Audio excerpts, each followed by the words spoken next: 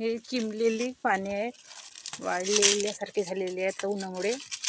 तर हेच पानं ही माठामध्ये टाकत आहे, कारण की यांचाच खत तयार होते. आणखीन मला हे झाडे निघल्यावर दुसरे झाडं तयार इथं माठामध्ये करता येतील. बिलकुल निम्म्या किमतीत, म्हणजे एकही रुपये न लागलेला, एकही खर्च न लागलेल्या हे झाडे आहेत माझे.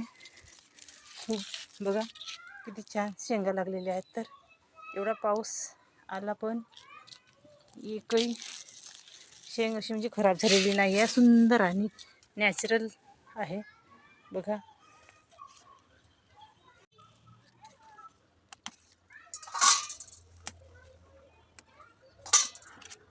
खूप सुंदर व्हेरायटीच्या बिया आहे.